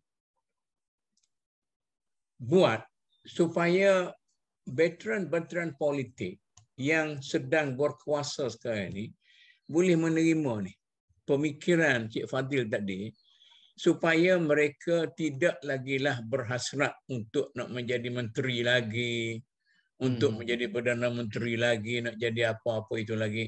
Sebab zaman mereka sudah sampai kepada satu peringkat mereka bukan hanya perlulah, mereka sepatutnya perlu menjadi mentor kepada ahli-ahli politik baru dan jangan hanya memberi ruang kepada orang muda tanpa apa-apa mentor sistem. Boleh kita bincang sikit hal ini, bagaimana kita nak adakan tu sistem mentor tu? Dia kalau ikutkan di KPT ada sistem mentor ni, mentor-mentee ni. KPT? KPT ada. Ini maaf cakap. KPT saya nak kata mungkin satu masa saya nak bincang Ya. bagaimana ekosistem akademik di universiti sekarang ini sudah dirosakkan oleh benda-benda yang ni remeh-remeh tu. Ya. Jadi kita dia ada, tetapi macam sistem tu tak dapat diimplementkan dengan baik. Sebab itu kalau yang saya nyata tadi macam contoh Tun dia resign, dia letak jawatan dia semasa dia boleh lagi memerintah. Supaya dia lihat sama ada betul atau tidak. Macam kita lah ada anak 5 orang. Bukan semua-semua 5 boleh ikut cakap kita. Ada yang cara pemikiran mereka sendiri. Jadi bila dilatih ya, 1 atau 2 tu yang mengikut dia, tetapi bila pegang jawatan nampak gayanya tak dapat melaksanakan seperti mana yang tapi apa yang Tun Mahathir buat dengan Institut Kepimpinan Perdana dia tu? Tidakkah sepatutnya itu yang menjadi pusat pengkaderan mentor menjadi pusat mentor apa tu? Tapi kalau kita tengok bila dia memegang itu, kalau dia dia ditemu ramah, dia diwar-warkan melalui media, kedudukan pihak-pihak tertentu mungkin akan tenggelam. Jadi ada pihak-pihak tertentu yang tidak mahu populariti ataupun dia punya kedudukan tu akan tersasar. Sebab itu suara-suara Tun tu banyak yang didengari di luar negara. Semasa itu, tidak di dalam negara. Maknanya dari satu pengertian penubuhan kita apa tu? Kepimpinan negara tu? Kepimpinan negara, ya, Tun Mahathir. Gagal lah. Saya nampak bila dia dah masuk balik, memegang ahli parlimen Langkawi dan sebagainya. Jadi dah tersasar lah. Oh, juga. Dia kita tengok di Singapura. Kan di Singapura kan? Macam Lee Kuan Yew, bila dia tidak jadi Perdana Menteri, dia dilantik menjadi mentor sebagai menteri apa kita panggil tu? Menteri mentor lah. Ya, mentor. Mentor dipanggil menteri apa tu. Jadi dia berjaya bimbing orang-orang yang sepatutnya menjadi Perdana Menteri. Sesudah dia 1, 2, 3, 4. Tapi ada tuduhan jugalah. Akhirnya naik anak dia. Sebab itu saya nampak kalau menteri-menteri sekarang ni nak menubuhkan ataupun nak mencari satu sistem pelaksanaan mentor-mentee ni lagi. Mereka sendiri mestilah terbuka untuk menerima satu wadah muzakarah antara kelompok-kelompok tertentu ni mengikut bidang. Kalau kementerian tertentu tu, dia mesti ada satu pemikir yang boleh mereka lantik dan bincangkan arah tuju kementerian itu sendiri. Sebab sekarang ni banyaknya cakap tak sefikir lah kan, sebab tak dapat dibuktikan. Dan pelantikan yang sekarang ni adalah kerana lompat-lompat parti. Jadi itu yang masyarakat tak adalah kepercayaan sangat dengan kepimpinan yang ada sekarang.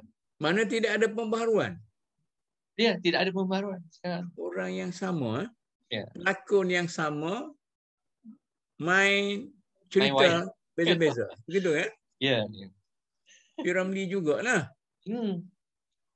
Jadi dalam hal ni kita memang kena revamp the whole group of pemikir kita. Sebab saya tengok ada pihak-pihak tertentu yang hanya memikirkan diri sendiri, cukup makan. Okey, saya boleh panggil Prof Fadil boleh? Boleh. Saya doktor je. Tak apalah. Okey. Sekarang ni saya nak tanya, apa peranan orang universiti? Kita pun ada Prof Zulkifli, ada apa peranan orang universiti selama ini? Tidakkah mereka ada fakulti kepimpinan lah, apa semua sekali? Dulu masa Paula memperkenalkan Islam Hadari, Jadi tugas itu diberikan kepada pegawai-pegawai JAKIM. Saya kata puak-puak awak ni tak layak nak membawa arus dalam hadar ni kerana tidak cukup kepakaran. Maka saya cadangkan supaya ditubuhkan sebuah institut pada waktu itu.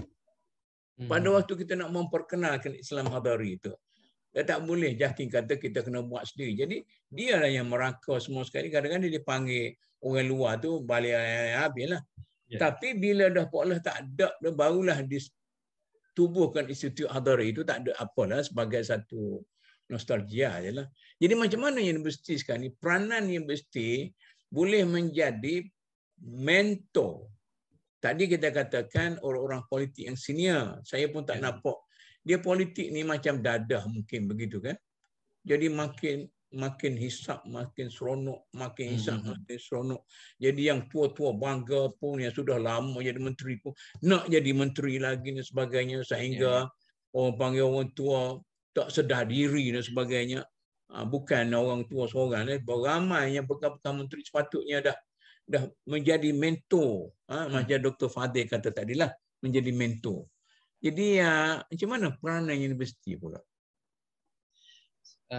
Itu yang saya nampak bila ACAP ditubuhkan tu ada tujuan dia untuk kepimpinan, untuk mengemblengkan semua pakar-pakar universiti duduk satu tempat, membincangkan ikut bidang-bidang kepakaran masing-masing, dan bantulah kementerian-kementerian. Sebab kalau saya lihat semasa di Melaka pun, kalau kita mewakili institusi tertentu masuk dalam Dewan Undangan Negeri, kita lihat pembincangan dia adalah mengenai masyarakat, masalah-masalah masyarakat, pembangunan yang berlaku. Ada pembangkang, ada kerajaan, parti yang memerintah. Dan kita nampak isu-isu masyarakat itu begitu jelas diterangkan dalam Dewan. Tetapi itulah saya nampak para penyelidik kita ni yang macam-macam penyelidikan dilakukan. Peruntukan, geran semua disediakan. Tetapi kadang-kala dia tidak menyelesaikan isu-isu yang dihadapi oleh masyarakat. Itu yang saya nampak. Kenapa? Apa tu Profesor Negara buat apa? Itu kena tanya Datuk Radwan. Encik Ros. Sensitif pula kalau kita tanya dia sebab dia CEO lama. Jadi itulah dalam hal-hal ni saya nampak contohnya bila saudara Said Saddiq ada buat lawatan ke universiti. Dia seorang pemimpin yang muda lah, kalangan muda kan. Dia willing to go down to the university semua dan membuat town talk lah. Dia berbincang, minta pandangan pelajar-pelajar golongan-golongan kelompok-kelompok dia untuk mendapatkan feedback. Itu tapi menyebabkan, tidakkah dia ni sekadar untuk mencari pengaruh untuk membina parti dia, tetapi tidaklah merupakan satu perkadiran. Saya nak sebut ni macam Saudara Anwar Ibrahim. Sewaktu dia memimpin ABIN, satu sistem pengkadiran yang cukup teratur telah dilakukan oleh beliau. Kemudian sehinggakan yang duk jadi pegawai-pegawai tinggi sekarang ni yang sudah pencen apa semua sekali, banyak orang yang dididik oleh ABIN, yang asalnya dididik oleh ABIN sebagainya. Tetapi bila dia masuk politik, saya rasa dia gagal untuk membawa program-program dalam ABIN itu dalam parti UMNO yang dia diberi kepercayaan untuk memimpin pada suatu ketika, sehingga kan tidak ada nampak yang dia menjadi mentor kepada siapa-siapa. Macam mana ni? Itu yang kita sebenarnya kita dah ada satu sistem. Contoh waktu ABIM mewujudkan organisasi-organisasi bagi membangunkan kelompok-kelompok ahli-ahli dalam ABIM itu sendiri untuk menerajui di masa akan datang. Kita ada sistem mentor di situ sebenarnya. Jadi bila kita tidak meneruskan perjuangan itu, sedangkan dah ada dulu, itu yang menjadikan kegagalan bagi kita. Disebabkan oleh pemimpin itu sendiri terlupa, gagal untuk membawa agenda yang mungkin dia tak nampak ataupun dia kabur waktu dia duduk dalam kedudukan tertentu. Itu adalah satu bentuk kejayaan yang macam mana Datuk kata tu. Jadi benda tu boleh diwujudkan semula, Datuk. Tapi mungkin bila dia masuk politik, mungkin dia tidak membawa misi itu. Macam yang Datuk kata tadi tu lah. Dia terlupa nak bawa visi yang sama kerana dia dikaburi. Kan? Orang-orang yang kepung dia awal-awal, dia mendokongi dia, menyisihkan diri sebab kemungkinan perjuangan tu dah nampak ada tak selari. Bila ditegur mungkin dia tak perasan teguran tu. Apabila dia tidak mengambil teguran-teguran itu, jadi fungsi-fungsi pihak-pihak tertentu yang mendokongi perjuangan dia mungkin rasa macam, it's very difficult to get close, dia kata. Cuma jadi, saya tahulah mana falsafah dia macam ni lah, sebab dalam kepimpinan beliau dia kata sudah rampak ke siling lah. Maknanya kalau selagi duk pimpin ABIN lah, tak pergi ke mana-mana lah dia. Dia tu lah. Tapi sepatutnya dia pindah masuk politik, dia terus menjadi orang seperti mana dia dahulu. Gitu kan? Adakah Tun Mahathir macam tu juga? Apabila dia letak jawatan, dia tumbuhkan institut kepimpinan dia, kemudian dia tidak berjaya untuk melahirkan kader-kader politik yang boleh mewarisi aspirasi dia, corak kepimpinan dia dan sebagainya. Takut gagal juga. Adakah macam tu? Saya nampak institut itu boleh berjaya sekiranya pentadbiran negara tu stabil. Sebab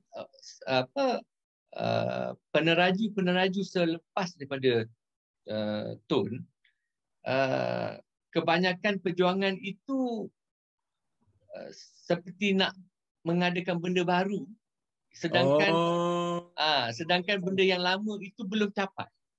Mana tidak melaksanakan perancangan asalnya yang sudah digaris sebelum sebelum Tun melepaskan jawatan, dia mengharapkan supaya orang teruskan. Jadi barulah seseorang tu rasa untuk menjadi mentor kepada yang sedia ada tu, dia rasa lebih tenang lah, kan? Okey. Tapi bila Tun dah kena masuk bertanding balik dan sebagainya, jadi habislah institusi. Kita panggil hujan petang lah tu, hujan petang lah. Saya yakin lah, maknanya kita pada umur-umur sedemikian, kita tahu anytime Allah panggil. Sebab itu perubahan dia daripada dia awal muda-muda perjuangan dia sehingga dia sekarang. Perubahan kita nampak. Dia tahu dia akan dipanggil anytime. Tapi apa perjuangan itu, misi negara itu dapat dicapai atau tidak? Sharon, ada nak tambah ke? Menariklah idea Dr. Fadil. Jalan dalam banyak idea-idea tadi tentang bagaimana golongan belia yang diberi peluang untuk mengundi pada peringkat umur 18 ini. Cuma dalam konteks golongan, kalau ikut kajian itu impak mereka ini kena ikut metodologi kajian lah.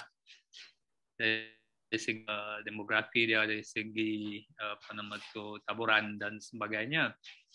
Cuma kesedaran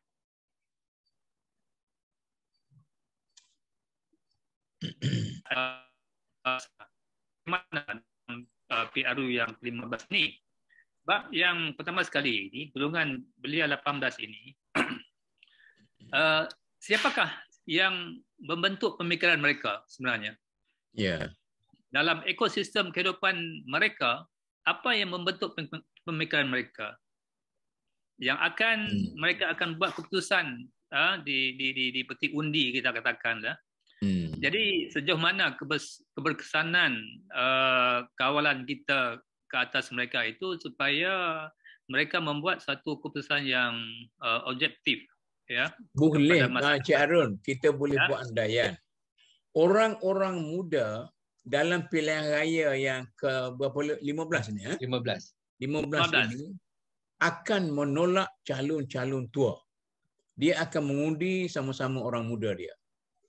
Cuma soalnya yang kita nak bicara ni, apakah orang muda pada waktu itu berjaya melahirkan calon-calon yang bermutu tinggi? Saya nak puji sikitlah sebagaimana yang telah dibuat oleh DAP dalam pilihan 14, di mana mereka melahirkan calon kepimpinan yang baik untuk masa depan. Tapi kita tidak ada macam itu. Kita asyiknya parah, cantas, sehingga pupus. Jadi dalam masa sekarang ni, beberapa bulan, bolehkah kita buat sesuatu langkah yang drastik untuk melahirkan, walaupun separuh masa, bakal orang yang akan memimpin kita masa depan, dan tidaklah lagi puak-puak yang tua bangka dalam politik negara kita ini berebut nak mengekalkan kedudukan tanpa memikirkan tentang kepentingan bangsa dan negara. Tapi sekadar nak memikirkan tentang kepentingan diri, bahawa aku tak nak turun ke bawah. Jadi kalau dia turun ke bawah, jadi mentor kepada orang-orang muda sejak pada sekarang, tidak lagi berfikir tentang bagaimana nak masuk calon sendiri. Tidakkah mereka itu dengan keuangan yang ada, kemudahan yang ada, pengaruh yang ada, boleh melahirkan? Saya rasa dalam masa setahun, dua pun boleh cepat melahirkan orang yang betul-betul baik. Macam mana ni? Itu kelebihan, kita lihat kelebihan DAP. Dia fokus sebenarnya dalam isu undi 18 ini. Sebenarnya mereka dah fokus apa yang bagaimana plan, ya, dalam menentukan ataupun mencorak pemikiran anak-anak muda Cina ini, ya, dalam menghadapi PRU 15. Tetapi kita ni masih belum nampak apa-apa satu plan tindakan, ya, pada peringkat bawah atau peringkat kita ni cara pasal orang tua nak mengekalkan kedudukan. Ya, itu mungkin. Ya, itu betul, mungkin. Dr. Fadil. Ya. Saya nampak kalau ikutkan waktu ini pemimpin-pemimpin kita lah, ya, sepatutnya ambil peluang, buat gathering-gathering tertentu, pertemuan-pertemuan dengan golongan-golongan yang muda ni, sebab kalau kita tidak pimpin mereka dari sekarang, kemungkinan mereka, macam mana Datuk cakap tadi, dia akan tolak yang ada sekarang. Betul. Dia akan tolak, betul kan? Saya masa saya jadi ahli lembaga Yadim, adalah program-program yang ditaja oleh menteri-menteri tertentu masa tu, Datuk Mustafa Muhammad. Dia taja program ni supaya dilakukan oleh Yadim. Yadim buatlah setakat dia. Kemudian lepas tu dia lepas itu, dia tak ada follow up apa semua sekali. Jadi saya rasa ada kekuatan masih lagi. Kita ada orang-orang yang pengalaman politik dan sebagainya yang boleh menjadi mentor politik kepada orang-orang muda yang akan kita kemukakan dalam pilihan raya yang akan datang, supaya kita insaf bahawa diri kita ni kubur sudah panggil. Dah, apa kata pergi? Rumah kata pergi. Rumah kata rumah kata pergi, kubur kata mari. Berhenti-hentilah rebut politik sama tua-tua ni. Marilah kita sama-sama muncul sebagai mentor-mentor yang akan melatih orang-orang muda. Tak? Minta daripada kamu Abim, ada berapa orang yang nak masuk politik, Kamu apa ni parti apa tu pertubuhan apa tu Ikrar, kamu ada berapa orang nak masuk politik, kamu dewan itu kamu akademik. Kita latih betul-betul. Saya rasa dalam masa setahun dua tu kita boleh lahir lah. Jangan macam dulu bila kita tubuh parti baru, ini pengalaman lah. Tubuh parti baru, parti jadi popular bila kita nak tentukan calon dalam pilihan raya. Saya sendiri pengalaman. Jadi kita tidak ada calon yang betul-betul berwibawa. Kita keluar ke dewan, kita apa semua tengok. Saya punya pengukuran ibarat yang kita lantik menjadi calon tu macam ayang laga yang biasa berlaga. Itu betul-betul. Mata sesiapa yang nampak kepala botak sikit, ini patut ni menjadi calon kita untuk berlaga dalam politik kita. Lantik dia menjadi apa tu ahli dewan lah apa-apa semua sekali. Mereka tidak merupakan ahli-ahli politik yang memikul idealism sebagaimana kita pikul. Jadi mengecewakan. Itu yang kadang-kadang kita betul lah Datuk sarankan tadi. Tindakan tu memang kena buat secepat mungkin. Tempoh yang ada ni masih berbaki. Masih ada. Sebab saya nampak anak-anak muda memang tak ambil kisah lah. Siapa pemimpin sekarang. Mereka kalau dibiarkan hanyut dengan kehidupan mereka sendiri, sayang sebab golongan-golongan lain, bangsa-bangsa lain, dia ada. Walaupun nampak lebih kurang dia main-main apa game lah apa semua. Tetapi bila tanya siapa yang nak dilantik daripada bangsa dia tahu. Tapi bangsa kita budak-budak Melayu kita ni dia tidak terfokus ke situ. Betul. Jadi nampaknya kita perlu berbincang lagi lah. Bagaimana kita boleh membaiki ekosistem politik dalam negara kita dan bagaimana kehadiran orang-orang muda dalam ekosistem itu secara yang beramai-ramai mungkin boleh menjadi senjata dua mata.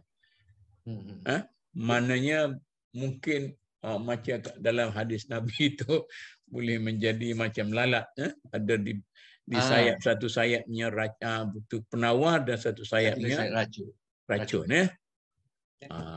Begitu juga tu. Ada tambahan daripada Cik Arun itu tak ada. Ada tambahan nak dikatakan oleh Prof Zul, ada nak mencampur ke? Prof Zul. Tu habis kuliah tu seronok je dengar ni. Untuk dengar seronok. Prof Musa di sini tak jampuk-jampuk, Azam tak jampuk-jampuk. Ni kita ada orang Asmui pun tak jampuk-jampuk. Tunjuk gambar muka dia sekejap. Okeylah, tapi tak apalah. Kita berterima kasihlah kepada rakan-rakan kita, termasuk Dr. Fadil dan Cik Arun dan sebagainya, supaya perbincangan kita ini, kita mengharapkan minggu hadapan lebih ramai lagi mereka yang mengambil bahagian dalam perbincangan ini. Macam tadi saya mula-mula dengan Cik Arun saja, Dr. Fadil pun tak nak nampak bila Dr. Fadil masuk sama, ada dua yang bincang dengan Cik Arun. Adalah idea-idea baru yang kita boleh boleh take away lah, boleh bawa balik. Dr. Basri, itu ada dalam chat tu satu soalan. Siapa ada soalan tu? Satu soalan tu.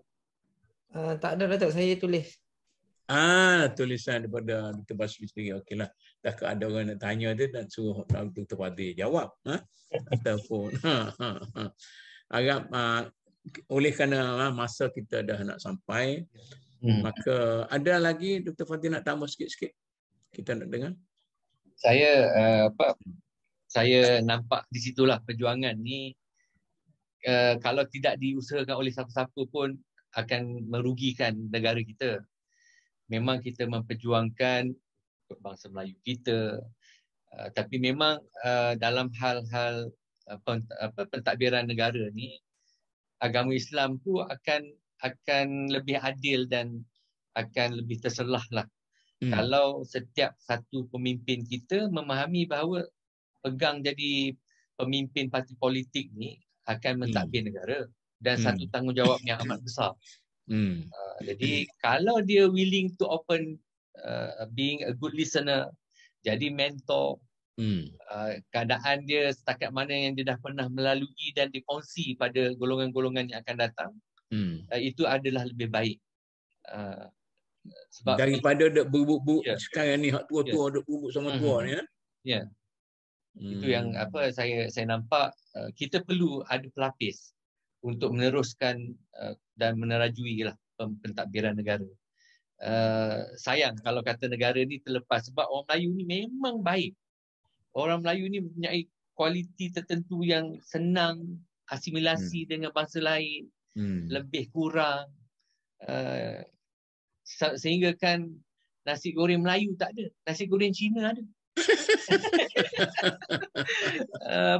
Mi Malaysia tak ada, mi Singapura ada. Mi Bandung ada. Sedangkan kita tak pernah memperakui diri kita. Jadi kita ni memang banyak memberi, kita boleh menerima, dan sebenarnya ahli-ahli pemikir kita di universiti-universiti paling banyak sebenarnya yang boleh memberikan khidmat dan sumbangan pemikiran bagi menjayakan satu-satu wadah kementerian itulah. Tapi kita kena pegang. Memang seperti mana tadi kita katakan, kalau kita punya kelompok pendokong dan penyokong kita tu telah lari daripada asalnya, kita sendiri pun akan berubah kepada akan tersasar daripada visi kita sendiri. Tapi kita nakkan setiap daripada kita ni akan patah balik, sebab kita belajar daripada kesalahan dan kesilapan tu adalah satu pengalaman yang amat berharga. Tapi kalau kita boleh lagi patah balik dan menghargai khidmat nasihat dan pandangan orang lain tu, saya rasa insya-Allah kita boleh meneruskan pentadbiran negara kita ni atas bangsa Melayu yang beragama Islam, dan dan kita pun boleh belajar rakan-rakan kita yang yang mualaf, yang kembali, mereka lebih terselah berbanding kadang-kadang kita tengok daripada kita sendirilah, kan. InsyaAllah lah, bagi saya usaha untuk menambah baik benda ni insya-Allah akan dapat dilaksanakan. Okey. Terima kasih Dr. Fadil, dan terima kasih juga Cik Arun ni, tak ada Cik Arun untuk balik. Terima kasih Cik Arun. Kita dengan bantuan ada gangguan. Ialah dengan bantuan dua diskusi yang bagus, saya dapat bergembira pada hari ini kita boleh discuss dengan cara yang berjaya, dan saya cadangkanlah, saya mengharapkan untuk minggu-minggu akan datang kita akan ada lagi mereka yang sanggup berbincang sesama kita, dan mungkin minggu depan ni kita cuba cari satu tajuk-tajuk yang mungkin yang berbangkit daripada perbincangan hari ini. Sebenarnya perbincangan hari ini pun sebenarnya berbangkit daripada daripada perbincangan yang lepas. InsyaAllah lah kita cuba continuekan sehingga kalau saya yakin tidak ada lagi orang yang berminat untuk berbincang macam kita berbincang pada hari ini, tetapi mereka tu lebih berminat untuk berkelahi politik dalam grup-grup WhatsApp dan sebagainya. Itu apa kita nak buat. Jadi kita cuba menyediakan platform untuk orang kita berbincang di sini dengan dada yang luas, pemikiran terbuka, dan secara objektifnya insya-Allah kita boleh menyumbang sesuatu kepada masyarakat kita. Jadi sekali lagi juga Datuk, saya sebelum saya terlupa. Saya rasa mungkin satu tajuk tentang memantapkan ekonomi ataupun pemilikan hartanah umat Islam lah di negara kita ni. Itu pun saya rasa satu isu yang boleh menarik rakyat kita lah, menyokong kalau pentadbiran kita memahami bahawa macam rumah, pemilikan hartanah lah, rumah flat ke, rumah tak kisahlah, tanah ke, tanah kebun ke apa ke. Sebab saya rasa kita memang dijajah secara halus. Kalau kita tidak memahami bahawa perkara asasi ni, iaitu tempat tinggal, makanan, pakaian, kalau kita tidak ada kementerian yang betul lihat dan memahami isu ini. Sebab kita ni makin lama makin tinggi harga. Rakyat kita memang bekerja siang malam lah. Jadi kalau tidak ada pembelaan untuk mengekal ataupun mengawal, macam contoh Singapura, pemilikan hartanah bukan seorang boleh beli sampai 10 buah rumah. Dia ada had. Saya nampak di Singapura kawalan dia. Jadi pemilikan hartanah ni perlu, sebab dia akan, orang kata tanah ni bila kita beli rumah landed property, maknanya kita dah ada pemilikan. Buka kebun, tanah apa nama? Yang kerajaan itu kalau kita dapat daripada pejabat daerah tu apa? Tanah apa? Mana tanah apa tu? Tanah tol. Tanah tol. Kalau kita tengok sebenarnya pemilikan hartanah ni, tanah walaupun tanah tol, kalau di Cameron Highlands tu dah jadi macam tanah pusaka nampaknya. Bukan tanah tol lah. Betul lah. Yang kerajaan nak ambil alih pun tak boleh. Jadi itu LPG macam tu. Jadi cuma itulah Dr. Fadil, kita ada sebenarnya forum ekonomi. Kita hampir tiap minggu juga ada forum ekonomi. Nantilah saya sebut pada Tuan Zakaria Samila supaya dia cuba bincang tentang idea pemilikan hartanah ni, sama ada beliau telah melakukan perbincangan ini ataupun tidak. Mungkin saya cuba bincang dengan beliau.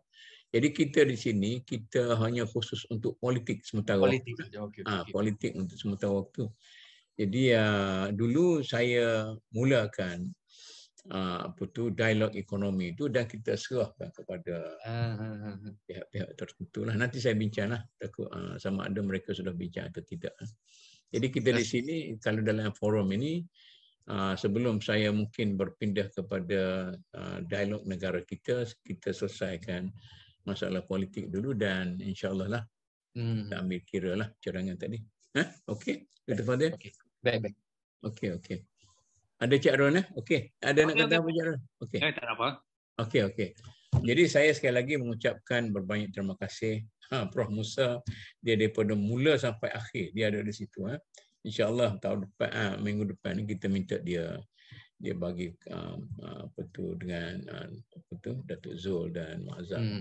Akhir kata, wabillahi taufiq, wassalamualaikum warahmatullahi wabarakatuh. Waalaikumsalam warahmatullahi wabarakatuh.